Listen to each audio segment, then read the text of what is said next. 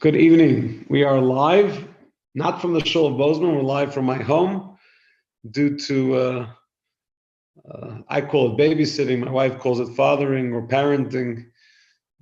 There's parent-teacher conference with some of the kids. And so I am home with Chana Leah. And we're going to give everyone a minute to join here. We're being broadcast now live on YouTube as well as on Facebook. I'm going to take a moment to share on the other Facebook platform. Good evening, Marwan Chagai. Good evening, Jennifer. Good evening, Ruth. And where are we here? Let's see. Jewish.tv. Good evening, Johannes. Good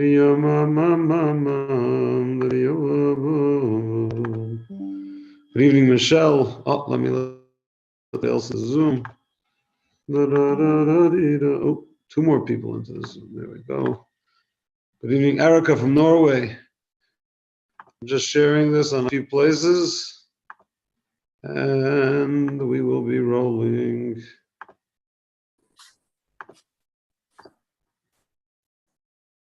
Good evening, John.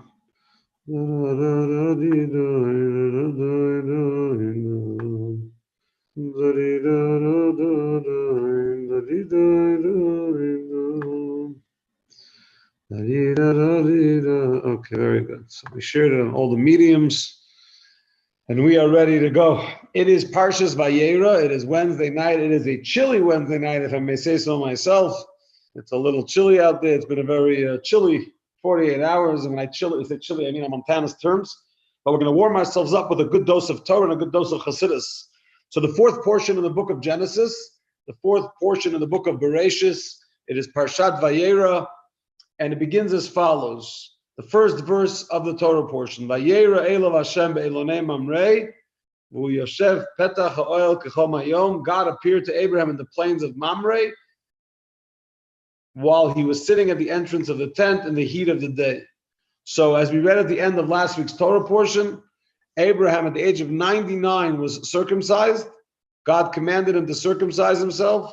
He circumcised himself at 99. He circumcises his son Ishmael at the age of 13, and he circumcises his son Yitzchak, Isaac, at the age of 8 days old. And now he's healing from the bris. He's on day 3 when he's healing from the circumcision. We have the doctor on here who can confirm for you later how on day 3 it's actually the most dangerous day, which is why God came to him on day number 3 to visit him. And he was sitting at the entrance of his tent, and he was welcoming guests. He was searching for guests in the heat of the day, even though God made it so hot so that no one would bother Abraham. Abraham was devoted to hospitality. He was the utter expression, the human expression of kindness. And Abraham is seeking guests, and eventually God sends 3 angels. He sends one angel to report to Sarah, to bless her that she should have a child at the age of 90. He sends another angel to report to Abraham that he says one angel to take care of Sarah, and the verse says that he sent the second angel that was going to go and deal with the city of Sodom right after. He was going to go to deal with the issues of the negative, the bad city that needed to be punished. And then there was one angel that was there to heal Abraham from the circumcision. So healing, report of a baby, and to go bring destruction to the wicked people of Sodom. And there's a whole discussion about how the angel Raphael, his job was to heal Abraham, and also perhaps to either the angel Michael or the angel Raphael, their job was to rescue Lot, the nephew of Abraham, who lived in the wicked city of Sodom. That's what the first verse of the Torah portion tells us. Now, there's nothing in Judaism that's by happenstance. It doesn't exist. Everything is divine providence. And so when you study a Torah portion around the same time that you're commemorating a milestone on the Jewish calendar, there's a correlation. And on Monday, so the Monday, this year it corresponds to the Monday after Shabbos. So this coming Monday is the 20th day of the month of Cheshvan. The 20th day of Cheshvan is the day that the 5th Chabad Rebbe, Rabbi Shalom Dov Ber, who passed away on the 2nd of Nisan in 1920, but was born on the 20th of Cheshvan in the year Tafresh Chof Aleph, which is the year 1825. Let me see if I got that right. No, sorry, 1865. I'm sorry, not 1825. He was born in 1865, in the fall of 1865 on the 20th of Cheshvan, and he passed away in the spring on the 2nd of Nisan in 1920. He's buried in the city of Rostov on the Don River in southern Russia. So we read the Parsha Vayera. Many years, Vayera and the 20th of Cheshvan are in the same week. This year it happens to be that Chav Cheshvan, the 20th of Cheshvan, is 2 days after Shabbos, but there's a correlation between the two because so many years they come out at the same time. So what I share with you tonight is not my own inventions. I never do that. It's not my goal. It's thoughts that the Rebbe shared in the fall of 1975 and 1976. A combination of two talks, the fall of 75 and the fall of 76. And the Rebbe said as follows. There's a famous story in Chabad circles. I made that clear because sometimes I say, the famous story, but it's not so famous if you didn't grow up hearing it. So it's a famous story in Hasidic and Chabad circles that when this Rebbe, the fifth Rebbe, whose birthday is on the 20th of Cheshvan, when he was 4 or 5 years old, he went in to receive a blessing for his birthday from his grandfather.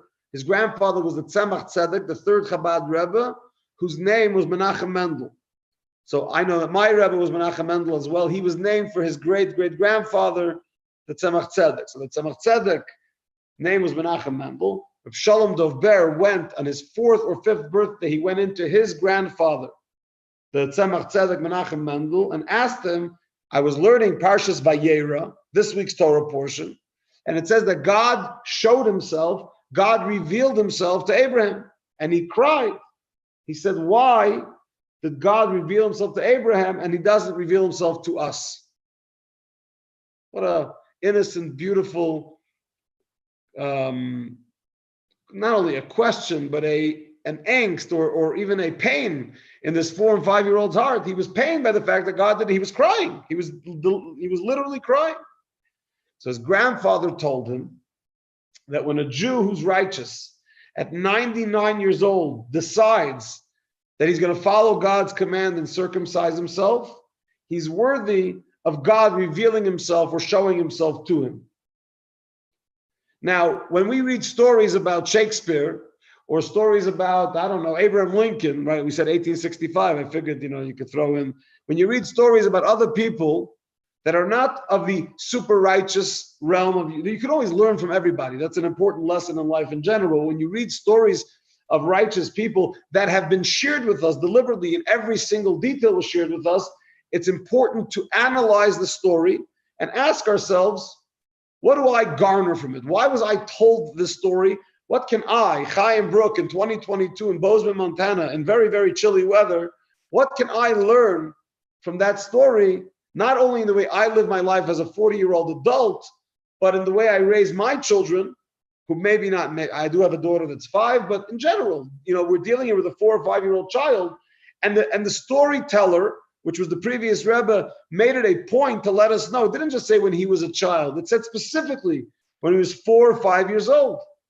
And if that detail was so important to share with us, and obviously the point was that when he was very young, he still cared about God and spirituality a lot. But for that, you didn't have to have the exact day. And if he was 7 years old, the story would be less beautiful.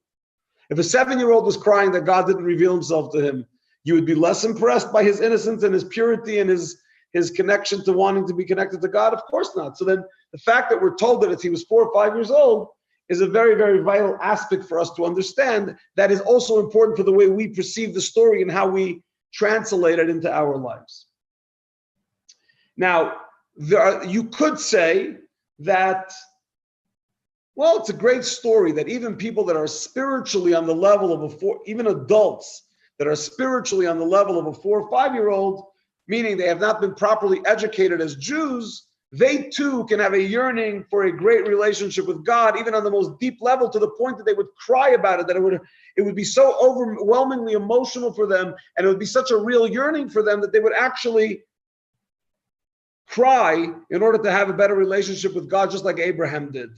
And it makes sense. Abraham was the founding father of Judaism, and so we can have a correlation, we can have a connection there. So you could try to say that when we hear the story, it tells us that even an adult who perhaps has the education of a 4 or 5-year-old is still capable of having a yearning for God.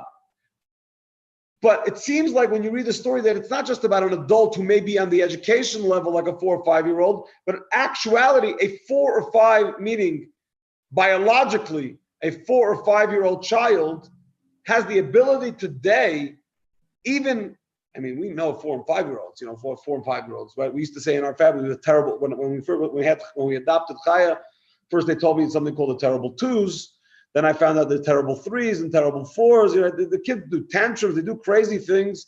They're out of their minds at times. They make their parents go out of their minds at times. And that child who's fighting with you and throwing applesauce across the kitchen, are you really supposed to believe, based on this story, that a child doing that is capable of having a yearning to the point of crying, that they want to have a relationship with God?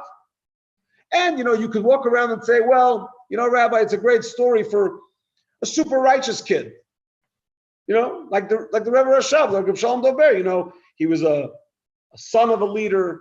He was a son of a spiritual giant. He was a grandson of a spiritual giant. He was a great-grandson of a spiritual giant. Sometimes the Talmud says in Brachot, butzim mikat fiyadir, that I think the translation, don't hold it against me. I remember correctly, it's in Aramaic. If I remember correctly, it means that if you want to, when you see a little squash growing in the yard, in the farm, you could already see what kind of squash it's going to be when it grows up, when it gets bigger.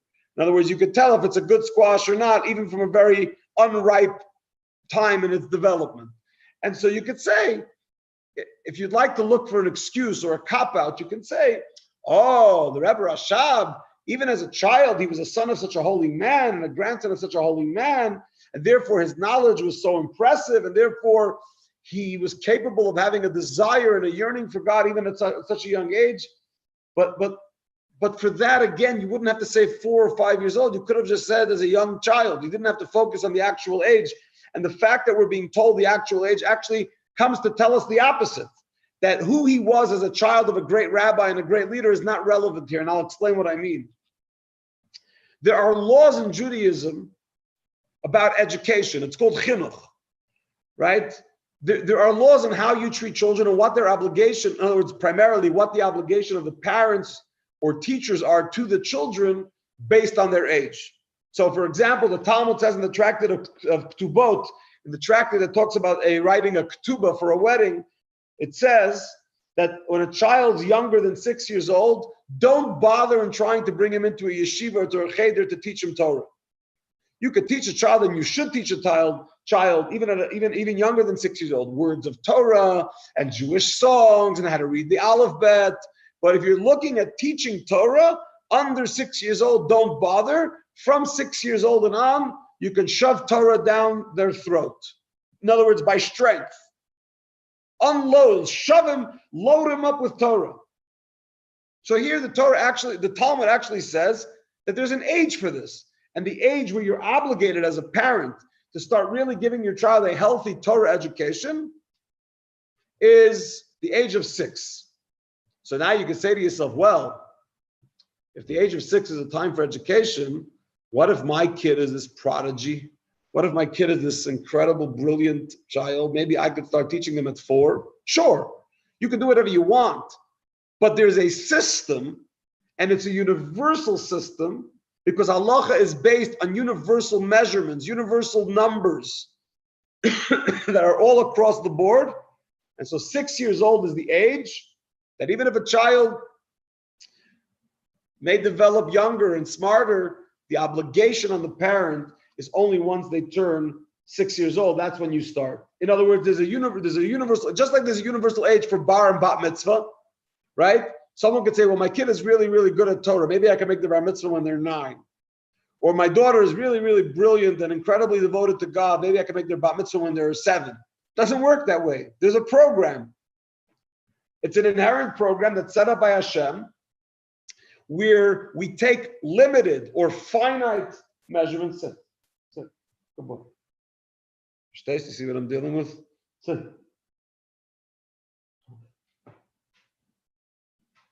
Good boy. That's what happens when no one's home. There are finite measurements and numbers that are universal. You don't get to choose when there should be a bar mitzvah. Every single boy at the age of 13 has a bar mitzvah. Whether they celebrate it or not, it's their bar mitzvah when they become obligated to fulfill mitzvahs. Every girl at the age of 12 becomes a bat mitzvah. They become obligated to mitzvahs because now they're mature and they're coming of age. And it's important to understand that it's not just a casual number that doesn't make a difference. They came up with a number, 12, 13, or 6 for Jewish education. It's an exact number. It's an important number. Because when the difference between what took place before Sinai, in other words, before God gave the Torah to the Jews and after Sinai, is really all about that.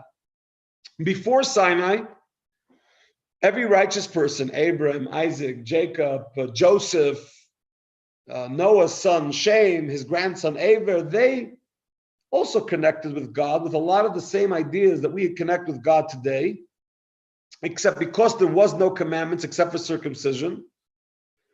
The way that they connected with God was the way, their limit was the way a human being is capable of comprehending God. So they would sit and do all these divine combinations and divine unions, and they would meditate and they would find oneness with God. Excuse me. But it was all based on what they discovered. In other words, it went bottoms up. God didn't command them anything other than circumcision until much later, until the end of almost by the end of the Exodus from Egypt, where God gave them the mitzvah of Rosh Chodesh. It was a couple of mitzvahs before the giving of the Torah. But almost the entire time from Abraham until the giving of the Torah, there was one mitzvah, circumcision. Everything else was them discovering God. So they were able to do all these spiritual unions and perhaps reach great spiritual levels, but it wasn't coming from God to them, it was coming from them to God. Then comes along God at Sinai and says, hey, here's a set of rules. And because I'm giving the rules, me, the infinite God, you have to follow every detail, because without it, you won't be able to connect to the infinite. I'm creating boundaries that will allow you to connect to the infinite. Right? If a president says to you, or a king says to you, make me a cup of coffee, and I want 2 stevias and a little bit of almond milk, and you come back with decaf, with 2 Splendas, and oat milk. It might be a delicious coffee, but it's not what he asked for, and therefore you did not create a connection with the guy who asked, with the person you were trying to impress. When God at Sinai said, I want you at 12 years old to be a mature girl, or I'm going to set boundaries for how that looks, that's what he meant, or 13 for a boy, or 6 years old for education. And therefore, the fact that in this story, we are told specifically that the Rebbe Rashab, and it was made public, that he was under the age of 6. He was not even at the age of education, specifically, is to teach us that the details here matter. In other words, the fact that he was not at the age yet of proper Torah education, which means we are looking at him as part of the universal age numbers that are part. In other words, yes, he was the son of a great rabbi, but at the end of the day, the rules are universal. You could be a son of a great rabbi and still have your bar mitzvah. You're still going to have your bar mitzvah when you're 13. And you're going to be the son of a great rabbi, and your obligation for education, for chinuch of Torah education, is going to be when you're 6. And this child did not reach the age of 6, which means he's equivalent in some sense to every other 4 and 5-year-old. And the story being told about him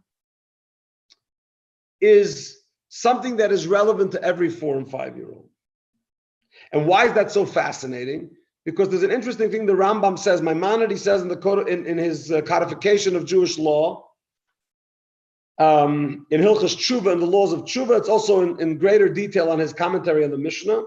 He says that when you learn with a child, how do you encourage a child to learn? I know today there's like 6,000 different philosophies of how you're supposed to educate a child. But the Rambam says the way you educate a child and give them enthusiasm in their learning is to give them things that they love according to their age. So if you tell them, hey, if you learn this page, I'm going to give you nuts. Evidently, they did not have the poison candy that we have today. So the Rambam says nuts. Evidently, that was an exciting thing to give a child, to give him some nuts. So if you tell that to a child, because they're young and intellectually, malnourished or undernourished, they're only 4 or 5 years old, and so you want to get them excited about something really super big.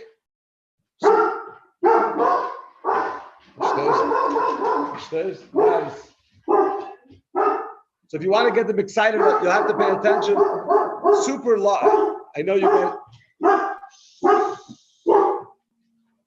I'm in the middle of a live class and I have them barking. That's okay. Now you'll know not to break into my house at night because they'll be very loud and not because they can hurt you. They're just gonna be noisy and miserable. So when you come to a child and you want to get him excited, you want to get a child excited about learning Torah, it's okay to reach into your reservoir and say, oh, they're young kids. And what do young kids like? They like nuts. So I'm going to give them a thing of nuts because that's something they can relate to. And I'm going to get them excited about learning Torah. Says the Rebbe here in this talk that when we learn the story of the Rebbe Rashab, you say to yourself, aha, we think that children can only be inspired by giving them treats or by giving them toys because they're not capable of anything else. Comes along this story about a child who was 4 or 5 years old. And yes, he was a son of a Rebbe, but he has the same reality of every other child of that age. And what do we teach him? That this child was capable of yearning and wanting godliness. Yearning and wanting godliness at the core of his depth. He was crying about it. What does that tell you about this child?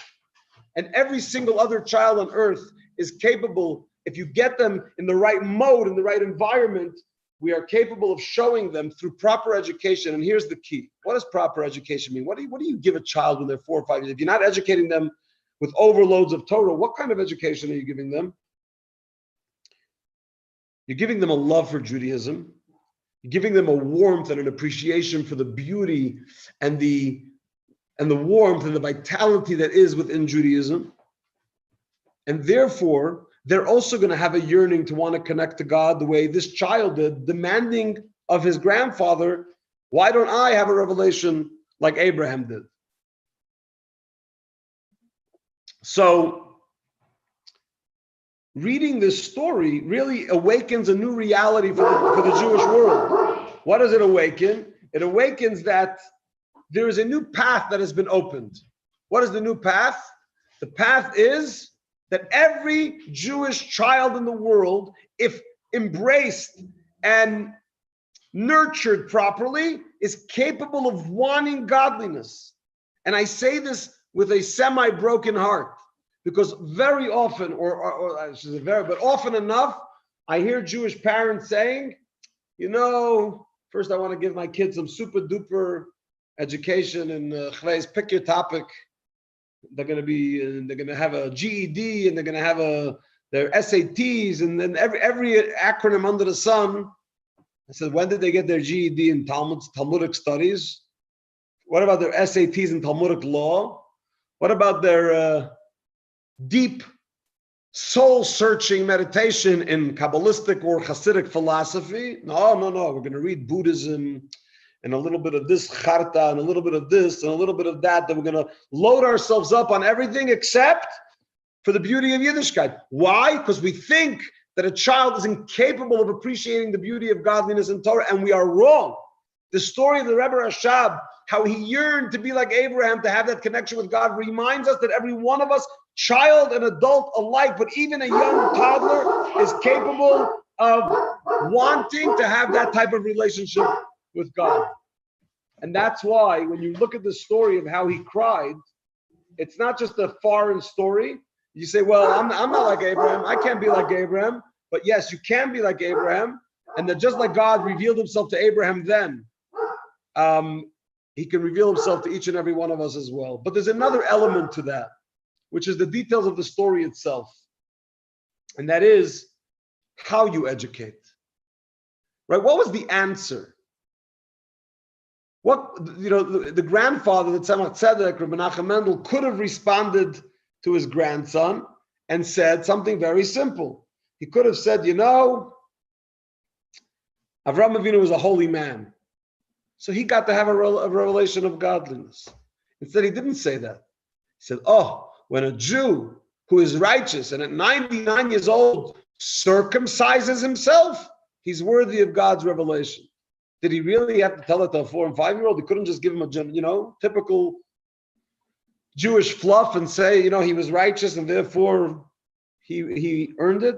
But no, he gave him the details because the details here matter. What was he telling this child? He was telling his grandson that any time a Jew makes a decision to circumcise him or herself, every time we decide to remove some of the, what is a circumcision? You're removing a foreskin. You're removing a blockage. Every time we decide as a Jew that we are capable of removing some of the spiritual foreskin, some of the blood, the artery, the clotted, not the clotted artery, the arteries of the heart that are clogged. You want to unclog the arteries. You want to get a stent or a circumcision in your heart. Every time we do that, A, we are capable of removing the concealment, but secondly, it makes us worthy of more revelation of godliness. It's very fascinating because sometimes we think of a revelation of godliness as like some super duper out of worldly, there's going to be some delivery from heaven. That's not really what it is. God is showering himself right now to each and every one of us. He's showing himself to each and every one of us. How come we can't always see it? Because the arteries are clogged. Because we haven't circumcised ourselves. So what the Tzemach Tzedek was telling his grandson was, you want to have a revelation of godliness? That's doable. It's absolutely doable. Like Abraham? Yes, like Abraham. How? What did Abraham do to get that? He circumcised himself. So of course, in Abraham's case, it was an actual circumcision, the bris milah. But for each and every one of us, when we circumcise ourselves, when we remove the concealment from ourselves, and we learn to live our lives in a way that we're constantly removing concealment and allowing for the God flow, the godliness to reveal itself and show itself, then we are capable of having a revelation of godliness. So when we feel, today, I said this morning on my video, that this morning half of the country woke up happy, the other half of the country woke up depressed. Some people just woke up confused. I think I'm one of them. I have no idea. It's one of the most confusing elections I've ever been through. I have no idea where this country stands. They're all just confusing me. And that's okay. I'm allowed to be confused on certain things. But my point is that you wake up and you want to know, where's the guidance? What am I supposed to do? Where do we go from here? No matter where you stand politically, it's not relevant. Where do we go from here? The answer is always the same. We're Jews. We go with Abraham. What does that mean, we go with Abraham? Go circumcise your heart. Go let God into your life. You had a bad day, go daven go daven mincha. Go pray the afternoon prayer. You're having a rough morning, go learn some Talmud. Go open up a Chumash. Go say some Psalms. Go learn some Mishnah. Go allow your soul to be you. Allow yourself to experience holiness and godliness, and then you'll be worthy of the natural results of that, which is a revelation of God. You want God in your life? Be honest. If you want God in your life, you can get him in your life. It takes work. It's not enough just to cry about it. That was the first part of the story. The second part was there was an answer. How do you get it? You get it when you're righteous and you circumcise. You're righteous and you make room for God in that picture. But it really leads to another story, and we'll conclude with this story. Also about the Rebbe Rashab of Shalom Daber. When he was 4 years old, so evidently a lot of things happened in his life when he was 4 and 5 years old. But when he was 4 years old, the tailor, in Yiddish, a tailor is called a Schneider. So the Schneider, the tailor, came to his house because the tailor had just sewed a new dress for his mother. Rebbe Rashab's mother was Rebbetzin Rivka, her name was. And the tailor came with a new, beautiful outfit. And the Rebbe Rashab, being a young child, stuck his hand, not on purpose. He wasn't trying to accomplish anything. He was just a snoopy kid. He stuck his hand into the tailor's pocket and pulled out some extra material that was supposed to be used in the dress. The tailor was siphoning off some material. Evidently, they were very shvacha thieves back then. That's how they considered to be a thief. They would take some, a bissel shmata. They would take some extra clothing material and stick it in their pocket. So he took it out of the pocket of the tailor. The tailor got very, very embarrassed because he was sort of like busted. And he started saying, "Oh, I forgot that piece of material. I'm so sorry. It was extra." Typical story. When the Schneider, when the tailor left, the Rebbetzin Rivka told her son, the 4-year-old, that because of what he did, the tailor was very, very ashamed. And when the Rebbe Rashab heard this as a 4-year-old child, he burst out crying. He felt terrible that he had brought hurt and shame to the tailor. He was so hurt by it that a couple of weeks later, he went to his father, Reb Shmuel, and he said to his father, what's the tikkun? What's the rectification? What's the tshuva process for someone that embarrasses another person? So his father said to him, is there a story you're trying to tell me? He says, no, I'm just curious. What's the rule? And his father responded to him, but later when his mother found out, his mother said to him, why didn't you tell your father the whole story? Why didn't you just tell him what happened? You didn't do it on purpose. It was a mistake. But why didn't you just tell him the whole story? He said, was it not bad enough that I brought shame to another person, which is a sin, but now I should sin with Lashon Hara, sharing bad news about people? Right? So now I should go tell my father that the tailor was a thief? I don't have to do that. And so you look at this story, you say, why was it a big deal? It was just a mistake. I mean, he made a mistake. He didn't take it out of the pocket of the tailor to embarrass the tailor. He took it out of the pocket because he was a snoopy 4-year-old. Has he? So why did he do it? Why was he so bent out of shape? So here's the truth. He wasn't so bent out of shape about the sin, right? Because you can't really call it a full-on sin if he did it by mistake. At the end of the day, what he was mostly concerned about was the fact that a tailor was embarrassed by him. In other words, he had a genuine care, a genuine sensitivity for the well-being of the tailor, right? And so when we're talking about education, here you have a child who cried about not having a revelation of God, but also who cried because he shamed somebody. And it's almost like the perfect balance. He had this incredible, unique yearning for godliness because he was growing up in an environment where they cherished the relationship with God and therefore resulted in him having a yearning for that. But he also had an incredible yearning to treat other human beings properly, not to, God forbid, hurt anybody in the process. And I think that both these lessons, and with that I'll conclude, both these stories are super relevant. Number one, we live in a society today, like I mentioned yesterday at class, at the JLI class, Jennifer and Mick, was anyone else here that was there? I think just the two of you. That God is almost like a dirty word. You know, there's so many rules today about how you're allowed to use God. Don't talk about God in school and don't mention God in the grocery. Don't put a sign on your car. You have to have like a 72 rules. You could talk about any other idiotic thing on planet Earth, but talking about the Creator himself, who created the world, that's already problematic. It's political, it's religious, it's persecution, your indoctrination, brainwashing, cults.